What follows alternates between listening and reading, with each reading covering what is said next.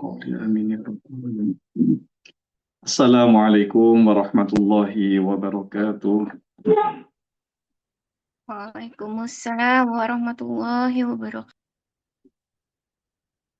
إن الحمد لله نحمده ونستعينه ونستغفره ونعوذ بالله من شرور أنفسنا وسيئات أعمالنا. من يهد الله فلا مضل له ومن يضلل فلا هادي له، وأشهد أن لا إله إلا الله وحده لا شريك له، وأشهد أن سيدنا وحبيبنا وعظيمنا وقائدنا وقرة أعيننا محمدا عبد الله ورسوله وصفيه وخليله. اللهم لا سهل إلا ما جعلته سهلا، وأنت يا حي يا قيوم تجعل الحزن إذا شئت سهلا. أذكركم بإخلاص النية لله تعالى. Bismillahirrahmanirrahim. Para jamaah yang saya muliakan, Alhamdulillah, pada malam hari ini kita dipertemukan kembali oleh Allah Subhanahu wa Ta'ala dalam kegiatan pengajian kitab atau babun nikah yang sempat terhenti beberapa bulan. Mohon maaf sebelumnya karena ada beberapa kesibukan yang Masya Allah. Alhamdulillah. Baik, pada malam hari ini kita akan membahas tentang beberapa permasalahan penting. Di antaranya adalah bagaimana seorang suami bersikap, berperilaku, bermuasyarah dengan istri. Bisa disimak. Bismillahirrahmanirrahim. Yaqulul mu'allif rahimahullah. Babul wasiyati bin nisa.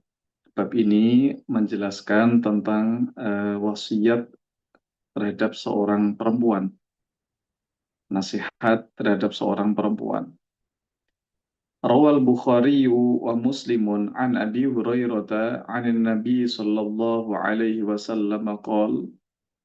Diriwayatkan oleh Imam Bukhari dan Imam Muslim dari sahabat Abi Hurairah radhiyallahu anhu anin Nabi sallallahu alaihi wasallam.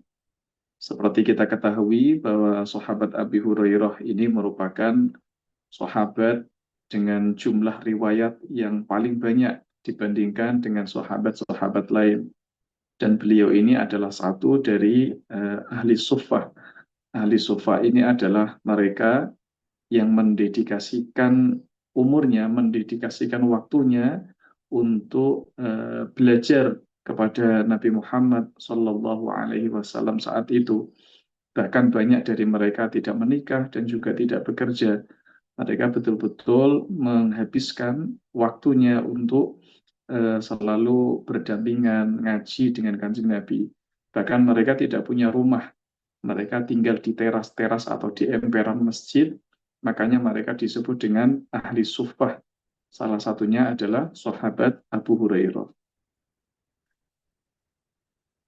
Kanjeng Nabi mengatakan, qol man kana yu'minu billahi wal yaumil akhir fa idza syahida amran falyatakallam bi khairin aw liyaskut.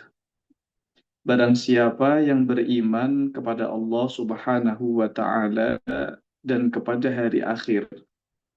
Yang dimaksud di sini adalah hari kiamat. Fa idza syahida amran, maka ketika menyaksikan sesuatu, falyatakallam bi khairin aw liyaskut, maka sebaiknya berbicaralah dengan yang baik atau sebaiknya diam. Jadi hadis ini memberikan pemahaman kepada kita semua satu hal yang sangat penting, bagaimana Rasulullah Shallallahu Alaihi Wasallam berpesan kepada kita semua untuk selalu menjaga anggota tubuh yang kecil ini. Meskipun bentuknya kecil, tetapi efek yang ditimbulkan sangat besar. Tidak lain, tidak bukan adalah lisan.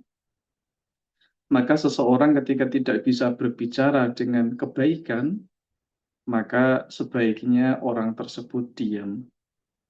Sebab banyak sekali ketika orang tidak memiliki ketakutan kepada Allah Subhanahu wa Ta'ala, sehingga lesannya digunakan untuk berbicara dengan hal-hal yang tidak bermanfaat, atau bahkan pembicaraan-pembicaraan yang mengandung kemaksiatan kepada Allah Subhanahu wa Ta'ala, seperti mencaci maki dan lain sebagainya. Wastausu bin nisa'i. Maka lesan ini, para hadirin yang dimuliakan Allah Subhanahu wa Ta'ala, sebagaimana dikatakan oleh para ulama, jirmuhu shaghir wa jurmuhu kabir. Jadi bentuknya kecil, tetapi efek atau dosa yang ditimbulkan sangat banyak, sangat besar. Bahkan lesan ini merupakan salah satu sumber seseorang bisa keluar dari agama Islam. Sebagaimana kita ketahui bahwa riddah atau murtad atau kekufuran dibagi menjadi tiga. Ada namanya kufur qauli, yaitu kekufuran yang bersumber dari ucapan. Ada namanya kufur fi'li, kufur yang bersumber dari perilaku anggota tubuh. Dan ada yang terakhir adalah kufur i'tiqadi. Maka dari itu penting bagi kita untuk betul-betul bisa menjaga lisan ini. Jika seseorang tidak bisa berucap tentang suatu kebaikan, maka sebaiknya dia diam. Wastausu bin nisa'i, yang dimaksud dengan istausu bin nisa'i di sini adalah saling berpesan, saling berwasiat, saling menasihatilah kalian semua tentang kebaikan kepada seorang perempuan. Kenapa perempuan ini mendapat perhatian khusus dari Rasulullah Shallallahu Alaihi Wasallam, sehingga beliau mengatakan berbuat baiklah kepada perempuan. Ini salah satu alasannya, fa innal mar'ata khuliqat min dhila. Karena sesungguhnya perempuan itu diciptakan dari tulang rusuknya laki-laki. Wa inna a'waja syai'in fid dhila'i a'lahu. Dan sesuatu yang paling bengkok di antara tulang rusuk adalah tulang rusuk yang paling atas.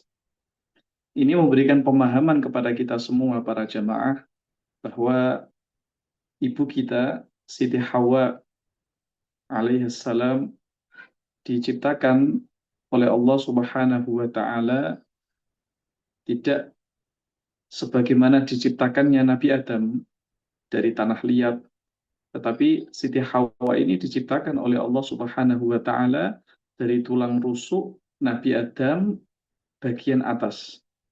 Dan Siti Hawa ini diciptakan langsung dalam keadaan dewasa, langsung dalam keadaan besar.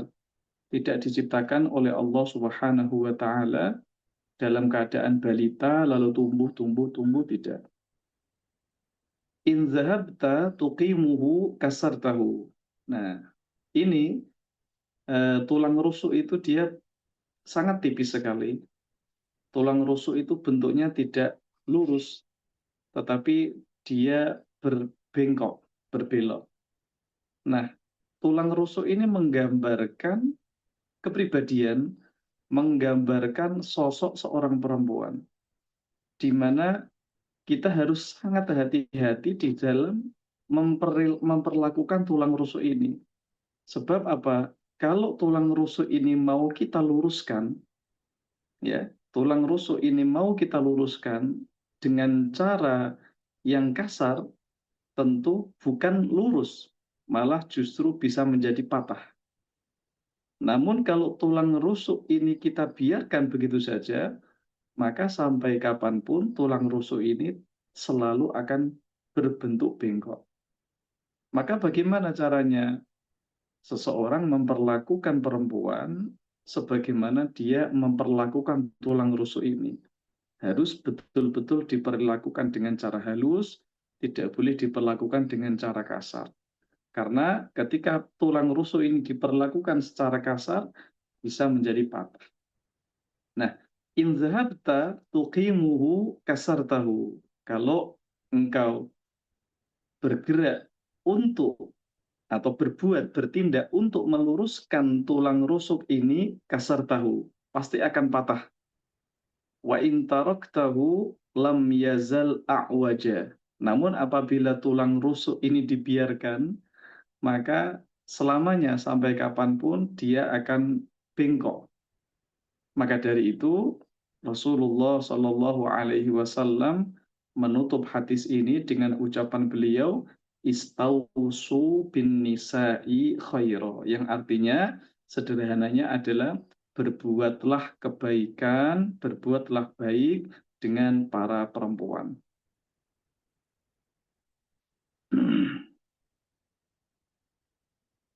Selanjutnya, babu tahrimi imtina'i zaujati min firashi zaujiha.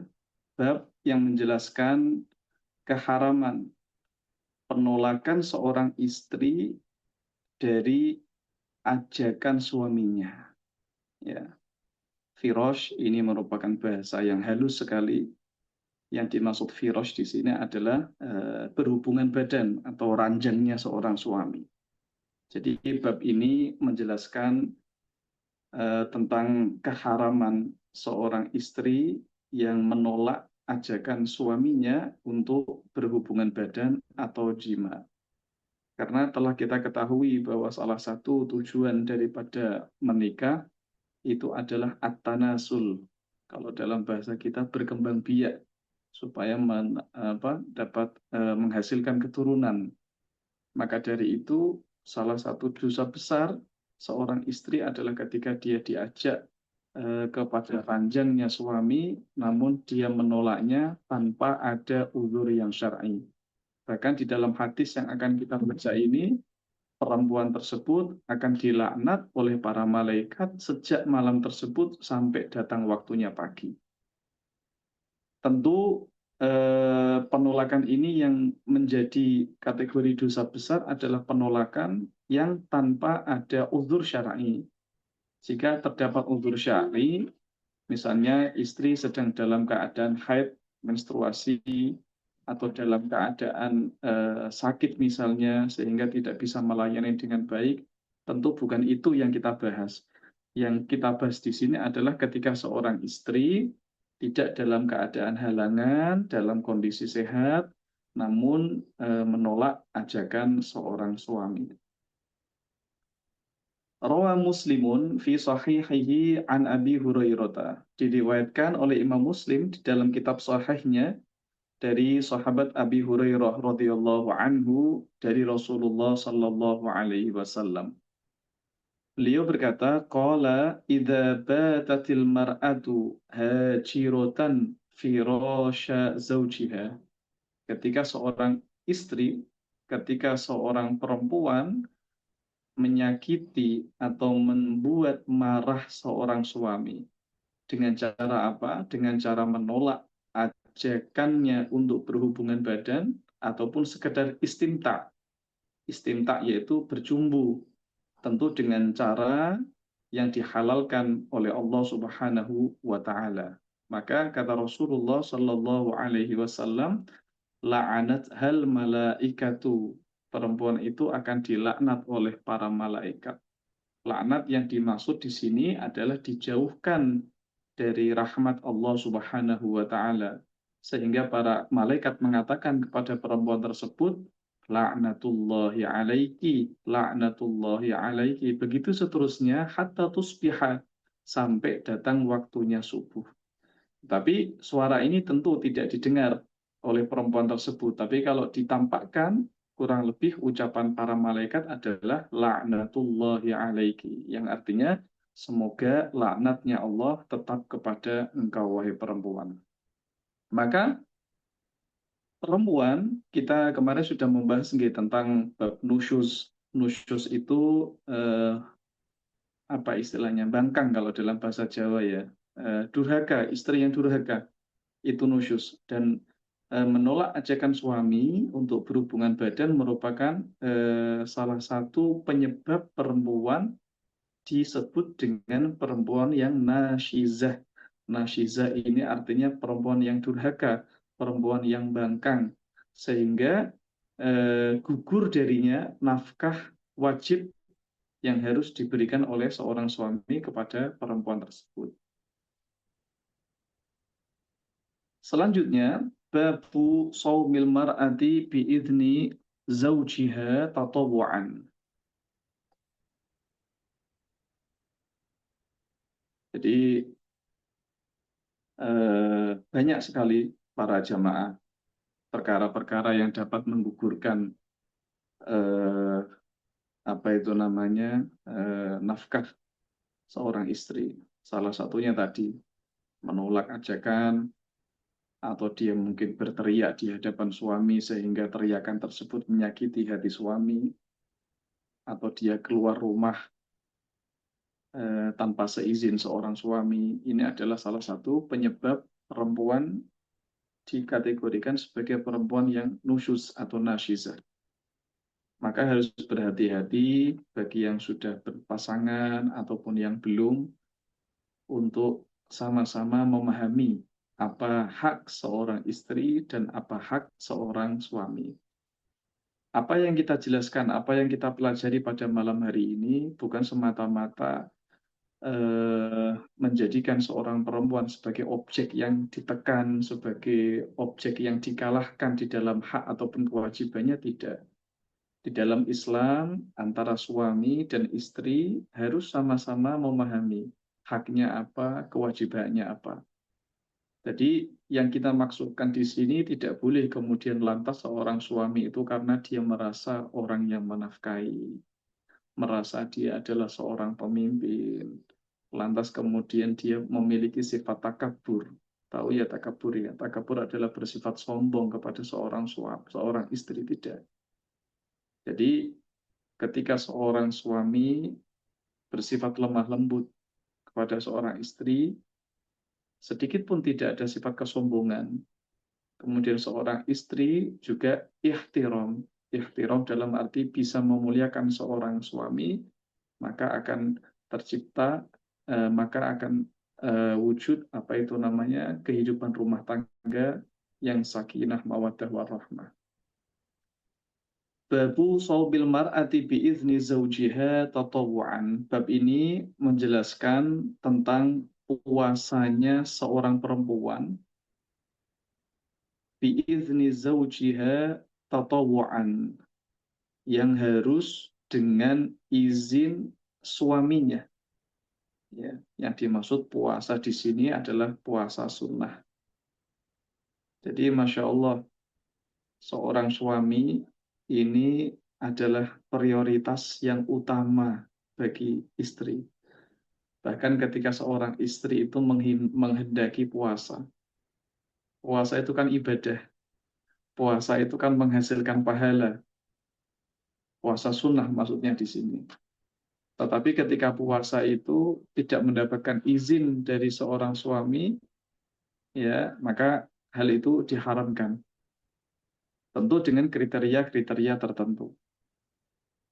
Rawal Bukhari fi sahihihi an Abi Hurairah an Nabi sallallahu alaihi wasallam qala, diriwayatkan oleh Imam Bukhari dalam kitab sahihnya dari sahabat Abi Hurairah dari Rasulullah Nabi Muhammad sallallahu alaihi wasallam, beliau mengatakan, la tasumul mar'atu wa ba'luha syahidun illa biiznihi. Jadi tidak boleh, ya, dalam arti haram, tidak boleh seorang perempuan puasa sementara suaminya ada di sisinya. Jadi suaminya di rumah. Illa biiznihi, kecuali dengan atau atas izin suami tersebut. Maka ada beberapa masalah yang dikecualikan di sini para jamaah. Yang pertama, puasa yang dimaksud di sini adalah puasa sunnah. Seperti puasa Senin, puasa Kamis. Main di luar ya. Main di luar ya. Puasa Senin, puasa Kamis, dan puasa-puasa sunnah lainnya. Maka dari itu, jika puasanya adalah puasa wajib, seperti puasa bulan Ramadan misalnya, maka tidak butuh terhadap izinnya seorang suami. Bahkan ketika seorang suami melarang seorang istri untuk puasa Ramadan, tidak boleh seorang istri lantas mentaati apa yang diperintahkan oleh suami dengan dalih taat kepada suami. Tidak boleh. Karena sebagaimana disabdakan oleh Rasulullah Shallallahu Alaihi Wasallam, beliau mengatakan, la ta'ata li makhluqin fi ma'siyatil khaliq. Tidak boleh ada ketaatan kepada manusia di dalam maksiat kepada Allah Subhanahu wa taala. Contoh seorang suami melarang istrinya untuk puasa bulan Ramadan. Ya, misalnya karena alasan apapun itu. Misalnya seorang suami ingin berhubungan badan di siang hari misalnya sehingga melarang istrinya untuk puasa bulan Ramadan, maka dalam kondisi seperti ini tidak boleh seorang istri lantas mentaati apa yang diperintahkan suami tersebut.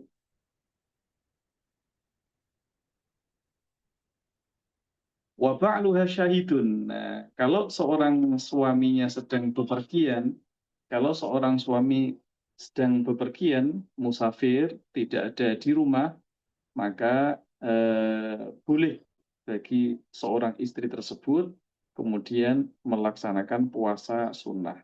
Kenapa? Karena suaminya tidak ada di rumah.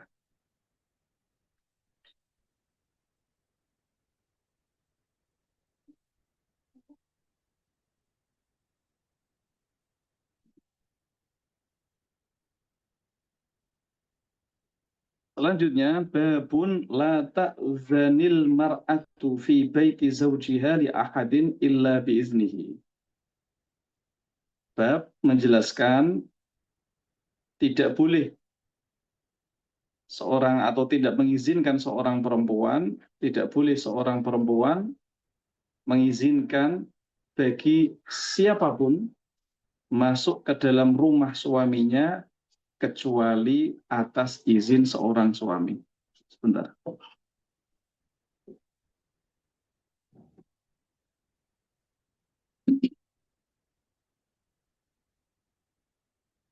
Jadi rumah suami ya tidak boleh bagi seorang istri, seorang perempuan memasukkan siapapun ke rumah suaminya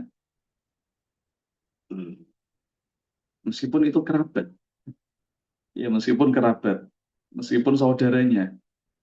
Kalau seorang suami tidak mengizinkan, maka haram bagi seorang istri untuk memberikan izin kepada orang lain masuk ke rumahnya. Rawal Bukhari an Abi Hurairah anna Rasulullah sallallahu alaihi wasallam qala la yahillu lil mar'ati an tasuma wa zawjuha syahidun illa biiznihi. Ini sama dengan hadis di atas bahwa tidak halal bagi seorang perempuan untuk melakukan puasa sunnah yang dimaksud ya, sementara suaminya ada di sisinya, suaminya sedang hadir kecuali atas izin suami tersebut.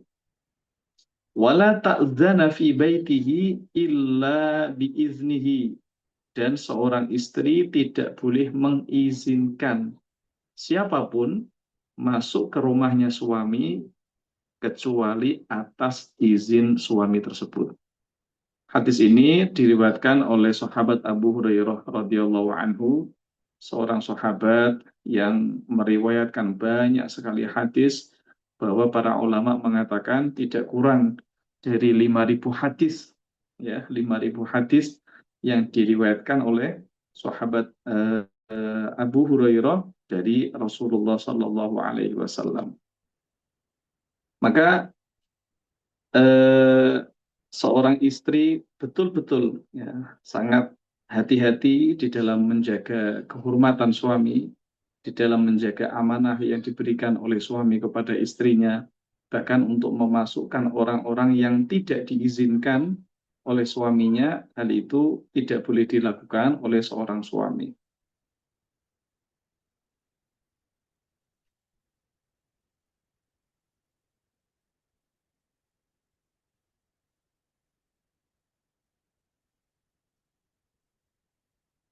Selanjutnya,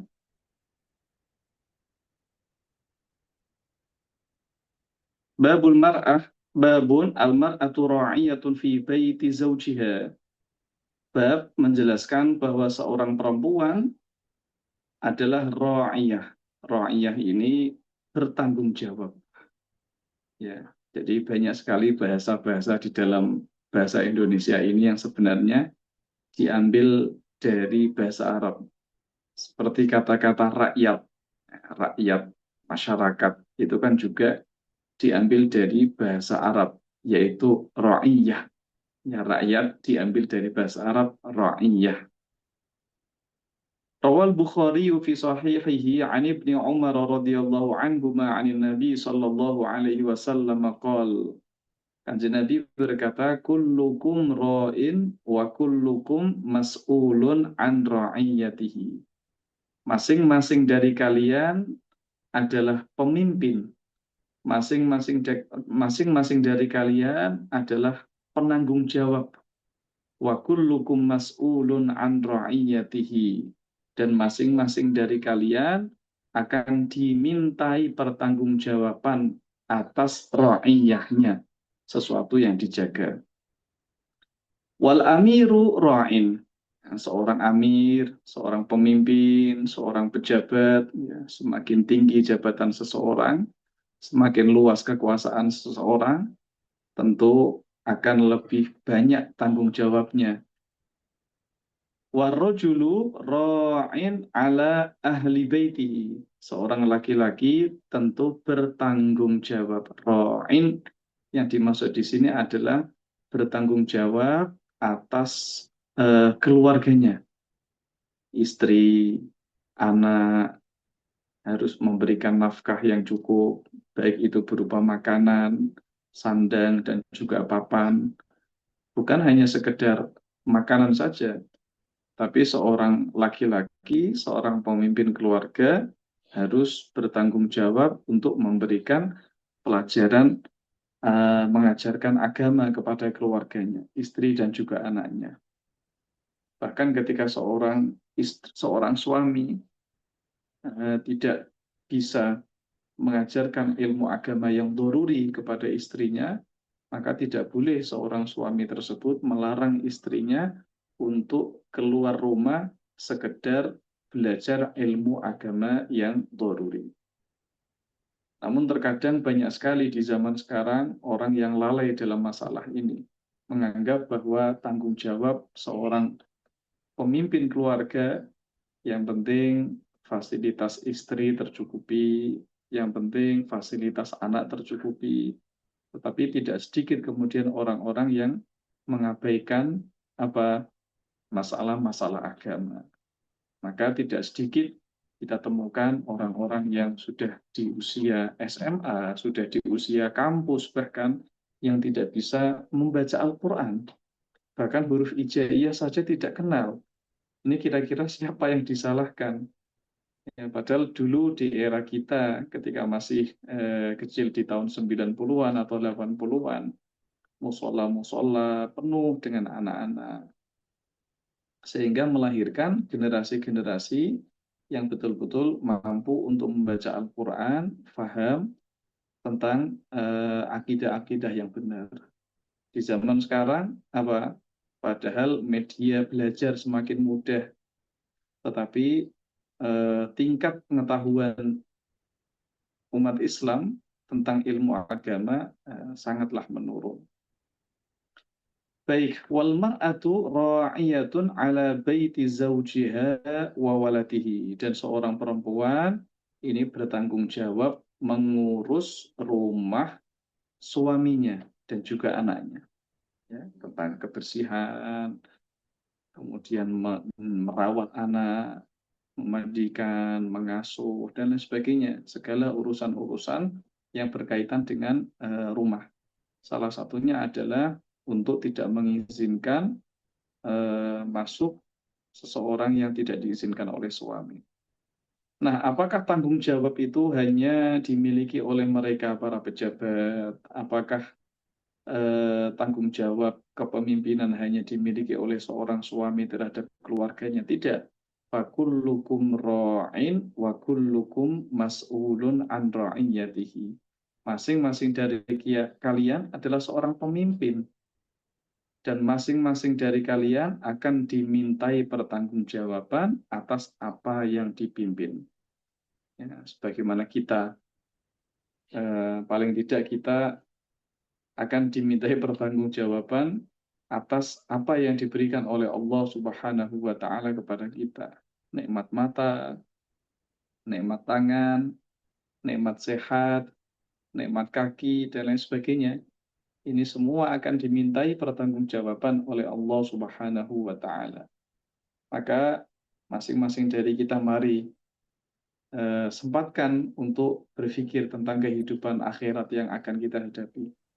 Ada yang namanya yaumul hisab, sebagaimana disabdakan oleh Rasulullah sallallahu alaihi wasallam, la tazulu qadama 'abdin hatta yus'ala an arba', bahwa kaki seorang manusia itu tidak akan bergeser dari tempatnya nanti ketika di yaumil hisab sampai dia menuntaskan atau ditanya tentang 4 pertanyaan. Tentang umurnya, untuk apa digunakan, tentang tubuhnya, untuk apa dihabiskan, tentang ilmunya, apakah dia sudah belajar ilmu agama, kalau sudah belajar ilmu agama, apakah diamalkan ataukah tidak. Kemudian yang terakhir adalah tentang hartanya. Maka dari itu kalau kita selalu mengingat bahwa akan ada yang namanya yaumul hisab, tentu kita hidup di dunia ini lebih mawas diri, lebih berhati-hati. Baik, selanjutnya babun li zaujika 'alaika haqqun, yang artinya bab menjelaskan bagi suamimu atas dirimu terdapat hak. Ya, terdapat hak. Rawal Bukhari fi sahihihi an Abdullah bin Amr qala Rasulullah sallallahu alaihi wasallam. Jadi ada cerita seorang perempuan mengadukan suaminya kepada Rasulullah sallallahu alaihi wasallam, di mana seorang suami itu eh, rajin ibadah tetapi mengabaikan hak-hak seorang istri. Kalau malam sholat tahajud, terus mulai dari malam sampai fajar.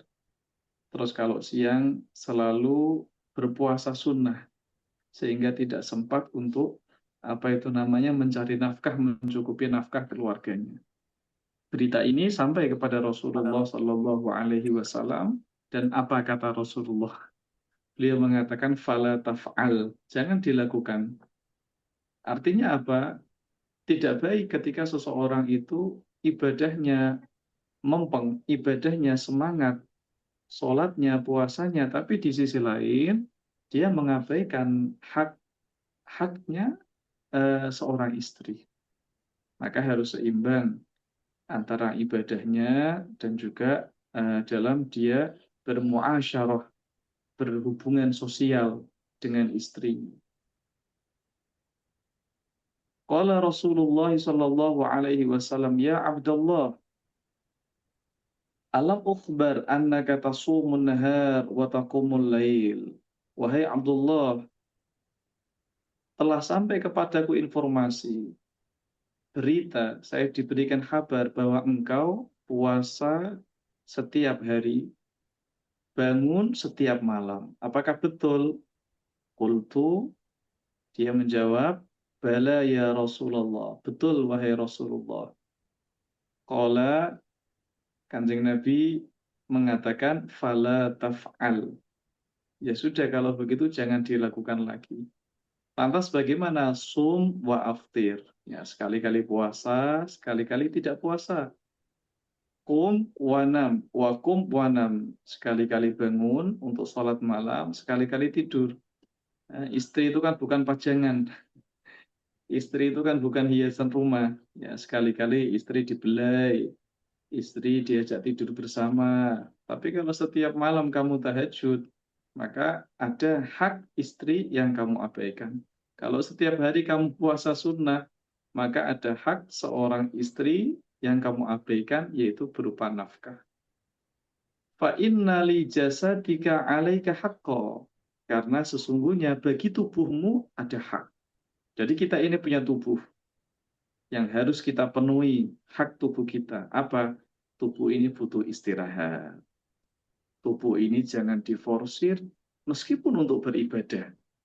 Terkadang kita gunakan tubuh kita ini untuk beribadah, tetapi terkadang gunakan pula tubuh kita ini untuk istirahat atau untuk kegiatan-kegiatan yang menjadikan kita lebih semangat dalam beraktivitas, olahraga, ya, atau sekedar refreshing. Itu sangat penting sekali untuk kesehatan. Wa inna li'ainaika 'alaika haqqan, dan sesungguhnya bagi kedua matamu hak. Ya, mata ini juga punya hak. Terkadang kita gunakan untuk tidur, terkadang kita gunakan untuk begadang. Tapi begadang yang dimaksud di sini adalah qiyamul lail, menghidupkan malam dengan ibadah-ibadah.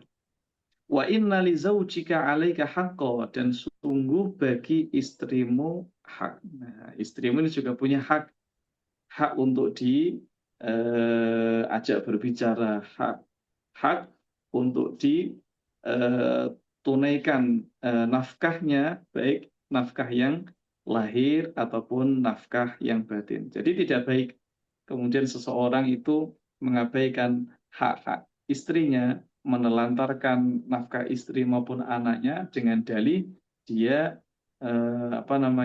sholat malam ataupun puasa di siang hari. Selanjutnya, babun fi ta'atil mar'ati li zawjiha. Bab menjelaskan tentang taatnya seorang istri kepada suaminya. Rawah Ibnu Hibban an Abi Hurairah qala Rasulullah sallallahu alaihi wasallam, idza shallatil mar'atu khamsaha, ketika seorang perempuan salat 5 waktu, wa shamat syahraha, dan puasa bulan Ramadannya, wa hassanat farjaha, dan menjaga kehormatan farjinya, ya, wa ata'at ba'laha, dan taat kepada suaminya. Masya Allah, ini seorang perempuan yang sholat 5 waktu, puasa bulan Ramadan, menjaga kemaluannya, serta taat kepada suaminya. Apa kata Rasulullah? Dakhalat min ayyi abwabil jannati sya'at. Maka perempuan tersebut akan dipersilahkan untuk masuk ke dalam surganya Allah melalui pintu manapun yang ia kehendaki. Ada 8 pintu surga, dan perempuan tersebut dipersilahkan untuk masuk melalui pintu manapun yang ia kehendaki.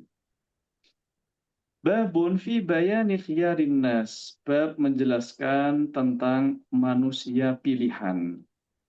Rawa Ibnu Hibban an Abi Hurairah annahu qala Rasulullah sallallahu alaihi wasallam, akmalul mu'minina imanan ahsanuhum khuluqa. Mukmin paling sempurna imannya adalah mereka yang paling baik akhlaknya. Lihatlah para jamaah bahwa Rasulullah sallallahu alaihi wasallam sangat menekankan kepada kita untuk berakhlak yang baik, ya, untuk berakhlak yang baik.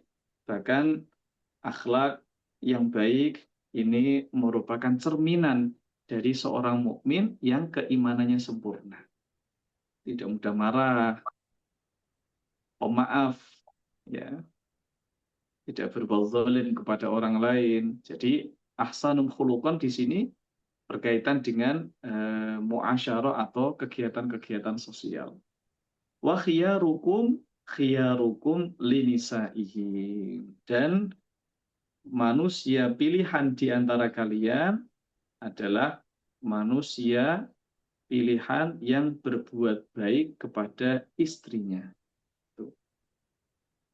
Khatimatul khatimah, penutup. Nah, insya Allah kita selesaikan, tinggal sedikit.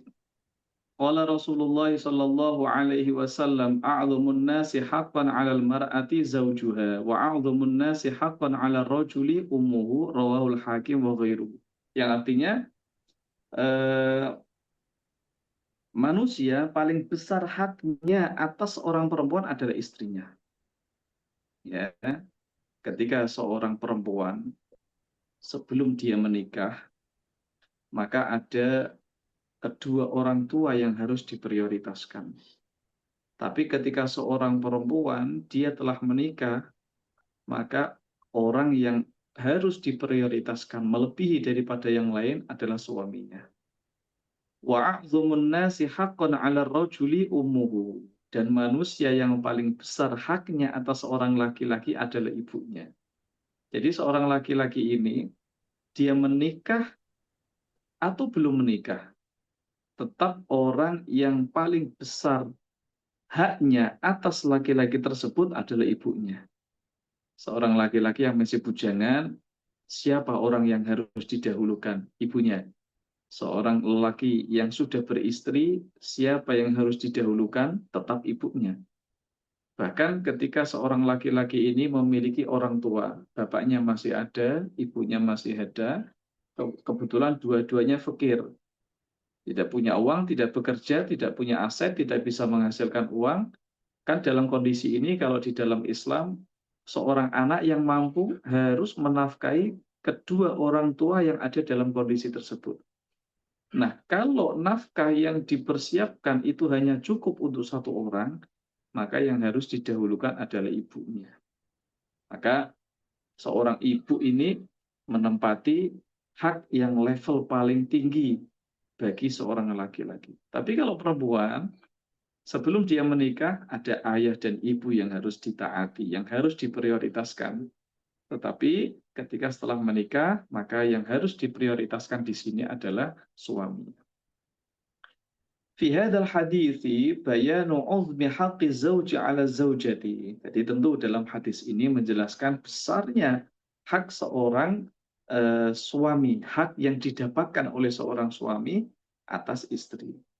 Lidzalika harramallahu 'alaiha an takhruja min baitihi bila iznihi li ghairi daruratin. Maka Allah Subhanahu wa taala mengharamkan bagi seorang perempuan untuk keluar dari rumah suaminya tanpa izin, tanpa adanya darurat. Wa harrama 'alaiha an tudkhila baitahu man yakrah.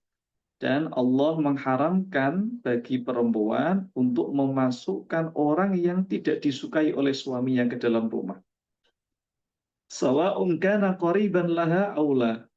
Baik orang itu kerabatnya perempuan ataupun tidak. Artinya apa? Jangan memasukkan siapapun tamu ke dalam rumah tanpa izin dari seorang suami. Wa harramallahu 'alaiha aidan an tamna'ahu haqqahu minal istimta'i. Dan juga Allah mengharamkan haknya dalam berjumbu. Ya, untuk Allah Subhanahu wa taala mengharamkan seorang perempuan menolak untuk berjumbu, menolak haknya seorang suami. Wa ma yad'u ila dzalika min at-tazayyuni illa fi halatin laha fiha uzrun syar'iyyun. Wal uzru kecuali ada uzur ya, kecuali kalau ada uzur maka boleh seorang istri menolak ajakan seorang suami. Ka'an takuna maridatan, seperti dia dalam keadaan sakit, la tutiqu ma yatlubu minha, tidak mampu untuk memenuhi ajakannya, boleh ditolak. Au takuna haidhon au nufasaa, atau sedang haid atau nifas. Wa qad talaba minha al-jima'a aw al-istimta'a bima baina surratiha wa rukbatiha bighairi ha'il. Sementara seorang suami meminta berhubungan badan atau hanya sekedar berjumbu di anggota antara pusar dan lutut tanpa penghalang. Ini boleh ditolak. Karena kalau dalam kita, mazhab Syafi'i itu, seorang istri yang sedang haid, maka haram bagi seorang suami istimta. Istimta itu berjumbu, bersenang-senang di antara pusar dan lutut tanpa adanya penghalang. Kenapa? Mengkhawatirkan jatuh kepada jima, sementara jima dalam kondisi haid atau nifas itu kan diharamkan. Au takuna fi halatin tafutuha sholatu, atau dalam kondisi yang dapat tertinggal sholat. Kebetulan waktu sholatnya tinggal sebentar, belum istri belum sholat, kalau suaminya dijabanin istilahnya ya, maka akan ketinggalan waktu sholat. Boleh itu ditolak. In ajabathu ila ma talaba minha. Wala yajibu ala zawjati an tuti'a zawjaha fima fihi ma'siyatullah ta'ala. Ini pengulangan di awal bahwa tidak boleh seorang istri taat kepada suaminya dalam perkara yang mengandung maksiat kepada Allah Subhanahu wa taala. Seperti memaksa istrinya misalnya untuk melepas hijab atau hal-hal lain, melarang puasa di bulan Ramadan misalnya.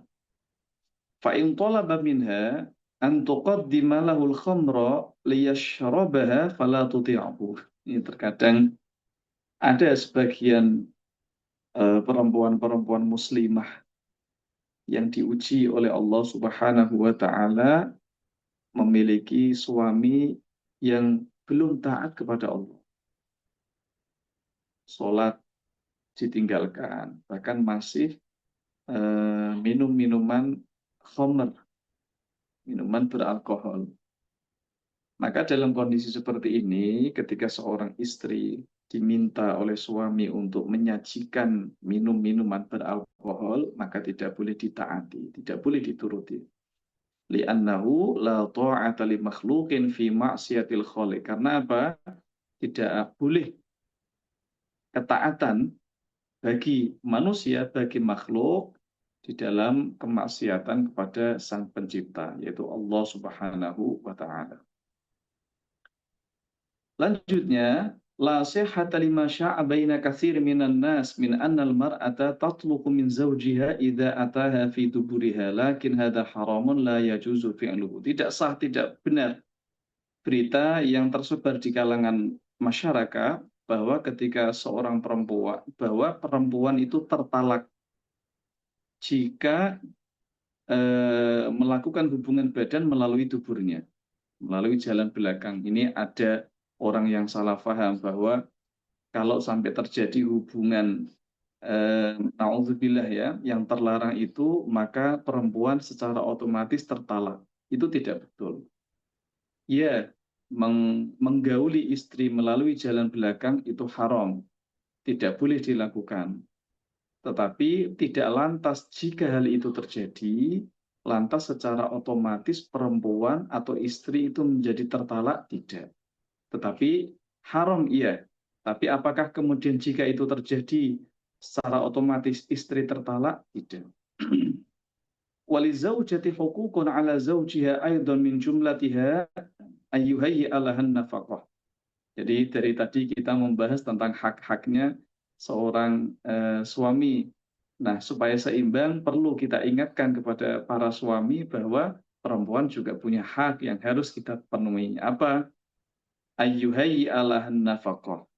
Kita harus mempersiapkan sebagai seorang suami mempersiapkan nafkah, yaitu sesuatu yang cukup untuk dimakan setiap harinya, makan, minum, wal maskan, tempat tinggal meskipun kontrak tidak harus hak milik, wal malbas, pakaian. Kalau satu daerah itu punya 2 atau 3 musim, maka harus bisa memenuhi pakaian sesuai dengan musim yang berlaku. Karena baju di musim panas kan tentu beda baju dengan di musim dingin. Wa alla yadribaha bighairi haqqin wa la yazlimaha. Tidak boleh memukulnya tanpa hak, wa la yazlimaha, dan tidak boleh menzaliminya. Qala Allah Subhanahu wa ta'ala wa ashiruhunna bil ma'ruf.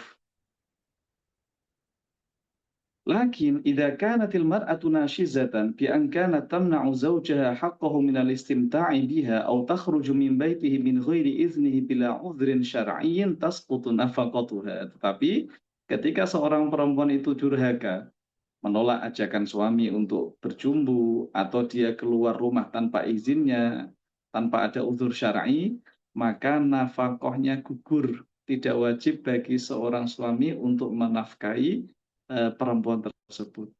Wa yanbaghi fi hadhil halah ay ya'idhuha zawjuha. Maka dalam kondisi seperti ini sebaiknya seorang suami memberikan nasihat secara pelan-pelan Jadi tidak boleh kemudian menggunakan kalimat-kalimat yang kasar atau memaki-maki.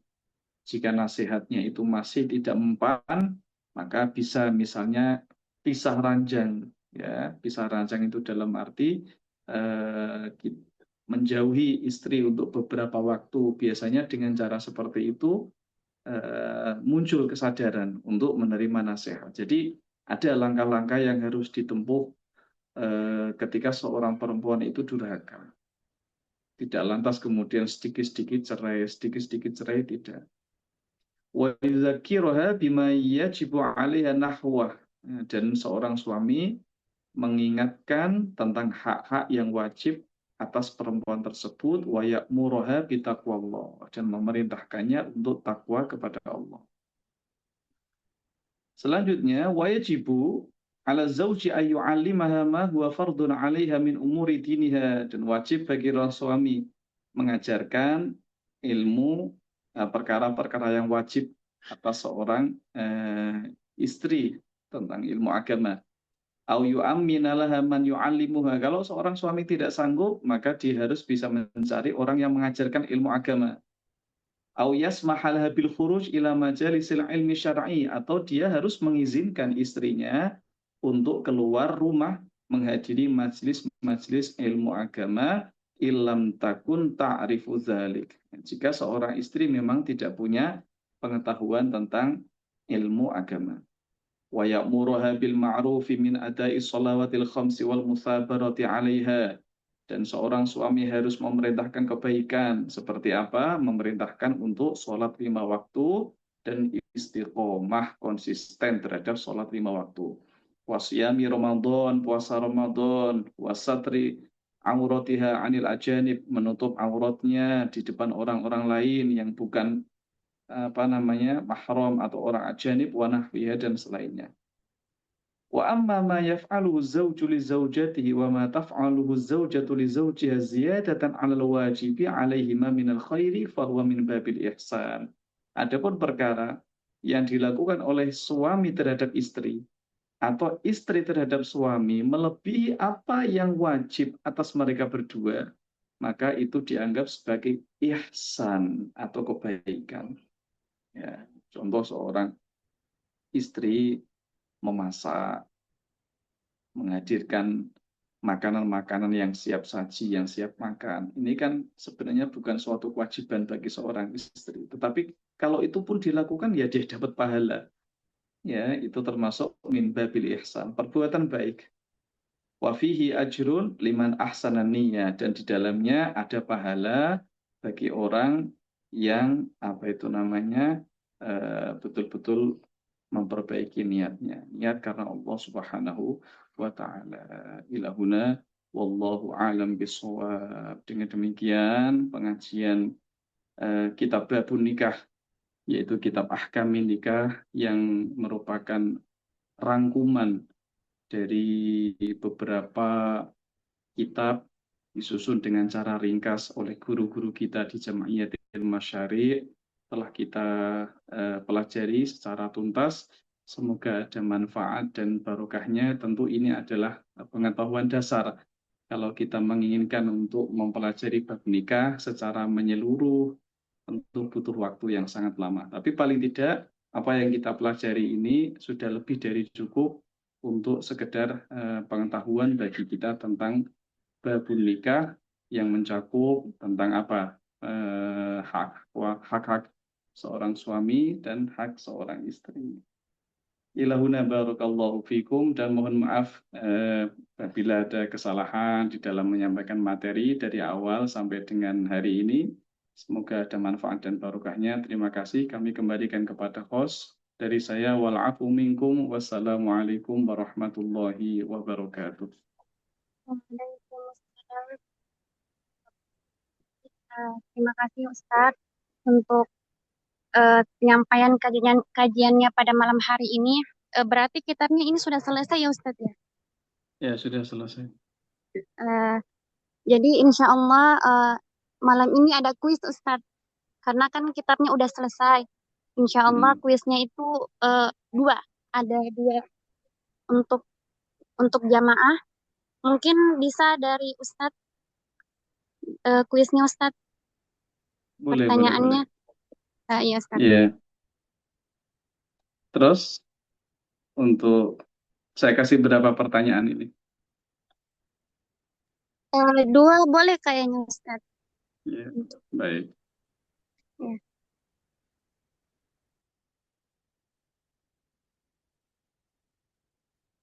Iya,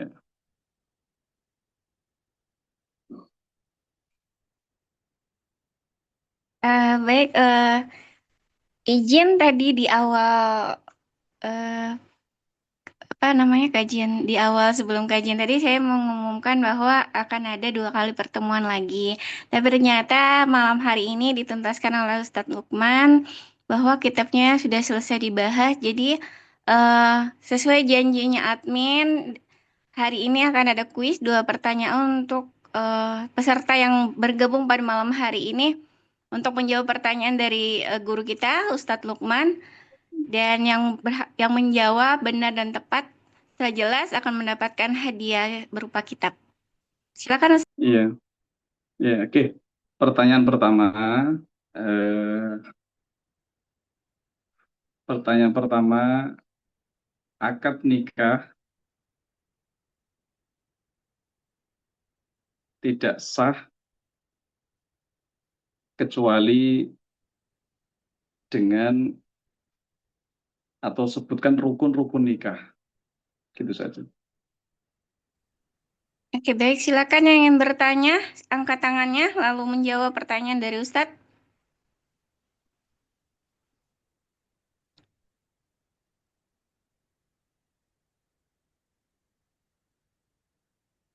Bagaimana? Admin boleh menjawab juga, silakan. Kelamaan Assalamualaikum. nih Ustadz kayaknya. Kelamaan Iya, libur nih. Jadi iya, belum iya, murojaah. Silakan, Bunda Neni mau jawab. Ya, rukun rukun nikah Ustadz ya. Yang ditanyakan iya, Ustadz, iya, kalau rukun nikah ada 5 Ustadz ya. Satu pertama itu ada calon mempelai laki-laki atau perempuan. iya, Terus kedua ada wali nikah. iya, Ketiga 2 orang saksi laki-laki iya, iya, dan kelima itu ijab atau kabul ya. Kabul ya. iya, Iya, iya, ijab atau iya, kabul iya, Ustaz. Iya. iya, betul. Oke, Masya Iya, Allah, pemenang kita pertama dari Bunda Neni dari Makassar, iya, Iya Ustaz. Sulawesi. Iya Ustaz, iya. sebenarnya saya juga punya pertanyaan ini Ustaz. Mm-mm. Saya ada, tapi Pertanyaan mungkin kedua Ustaz ya, yang pertanyaan kedua, mumpung saya masih ingat. Pertanyaan kedua, langsung host, pertanyaan kedua. Ya, boleh Ustadz, boleh Ustadz. Hmm, Bentar ya Bunda Neni sebut, untuk pertanyaannya tahan dulu. oke, sebutkan 3 urutan orang yang paling berhak menjadi wali. 3 urutan dari atas nomor 1, 2, 3. Kan wali kan urutannya banyak ya. Sebutkan 3 saja urutan seorang yang paling berhak menjadi wali nikah. Oke, silakan yang ingin menjawab, yang tahu dan ingin menjawab. Wali nikah ada 3, silakan. Dari Sumatera mungkin. ayah Bapak, ayah Bapak ya. Ya, Ustaz, Ya, boleh menjawab? Langsung. mari Ya, silakan. silakan. Ayah, Ustaz, kemudian kakek, kemudian saudara kandung. Kurang tepat. Kurang tepat ya. Ayah, ayahnya Abang Bapak, Ayah, dulu baru kakek. mama, ya Angkat saudara kandung tangan itu dulu, Abang angkat abang. tangan. kandung dulu. 3 Abang yang kandung dulu secara baru urut kakek. ya.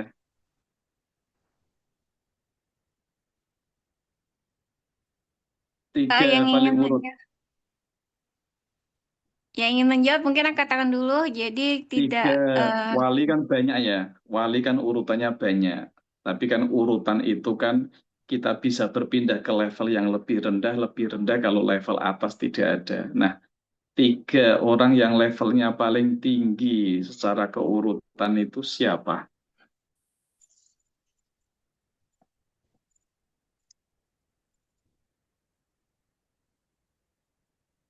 Ayah, kakak kandung, terus kakek kan? Paman. Ayah, kakek, dan paman. Enggak. Kakek dari ayah. Silakan Yolanda, Ayah, Yolanda mungkin. Yolanda. iya, Saudara saudara kandung Ayah laki-laki. kandung, ayah kandung, kakak kandung, paman, saudara bapak. Ya. Angkat kakak tangan dulu yang kandung. ingin menjawab mungkin karena kita ini kebanyakan. Silakan angkat Saya, tangannya yang saya. ingin jawab. Doni. Siapa? Doni. Angkat tangan dulu. Ini yang angkat tangan ada 2 yang saya baca loh, Yolanda dan Bunda Neni. Bunda Neni sudah. Silakan Yolanda. Ayah kandung, kakek, saudara laki-laki. Kandung. Bagaimana Ustaz? Coba Ayah kandung. Itu sama kayak yang pertama. Yang Ada betul Umu adalah Sukaina. ayah, kakek, dan bapaknya Ayah kakek. kandung, terus kakak laki-laki, Ayah nomor terus 1, paman, bukan Udah dijawab Ustadz itu. ayah, paman dari ayah. enggak. Udah Salah yang disebut betul Ustaz. ya tiga level paling atas itu yang pertama adalah ayah. Kalau tidak ada ayah siapa? Kakek. Kakek. Oke. Kakek itu kan ayahnya ayah. Kalau tidak ada kakek siapa? Ayahnya ayah. Ayahnya ayah. Ayahnya kakek. Ayahnya kakek. Ayahnya kakek itu dia. Jadi tidak langsung berpindah ke saudara laki-laki tidak, tapi ayah. Kalau tidak ada kakek, kalau tidak ada ayahnya kakek, begitu seterusnya. Kalau tidak ada baru berpindah ke apa namanya saudara. Oke, saya ganti pertanyaannya karena tidak ada yang bisa menjawab. Gampang sajalah. Oke, kita Talak dibagi 2. Apa saja? Talak ada 2. Oke. Talak Silakan ada untuk 2. angkat tangan. Sebutkan. Angkat Talak tangan dulu ada ya, 2, baru sebutkan. Enggak pandai open angkat mic. tangan. Nggak Saya pandai Ustadz. angkat tangan. Silakan Ustaz Talak Abu rojai Fatih. dengan talak bain. Tolak bain. Ulangi. Tolak rojai dengan tolak bain. Bukan tinjauan itu Ustadz yang dimaksud Ustadz. Yang satunya lagi jenis talak. Saya Ustaz, Bidi Talak talak sunnah raja dengan talak Saya haram. Ustaz, tak bisa tombol spasialnya mana ini? Resan Oke, dulu, Mas resan Erik dulu. Irawan itu yang muncul itu. Monggo silakan. Talak yang sore dan kinayah Ustaz. Ya, betul sekali. Talak sharih dan talak kinayah. Talak sharih adalah talak yang terang-terangan, tidak butuh terhadap niat dari seorang suami. Secara otomatis jatuh talak. Kalau talak kinayah adalah talak yang semacam bahasa sindiran, butuh terhadap niatnya seorang suami. Terima kasih, Masya Allah. Barakallahu fikum. Ini Amin. sudah Amin. cukup malam.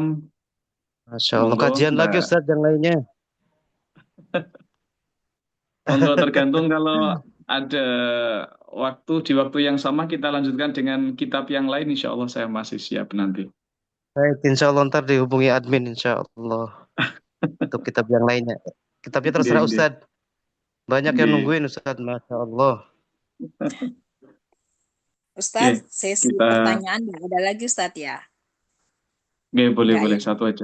Nggih. Ya, Ustadz ini cuma menyangkut ini aja Ustadz. Kalau misalnya ada seorang istri mempunyai suami yang tidak memberikan nafkah, Ustadz, dan apakah itu bisa dalam hukum Islam itu bagaimana Ustadz? Kalau ada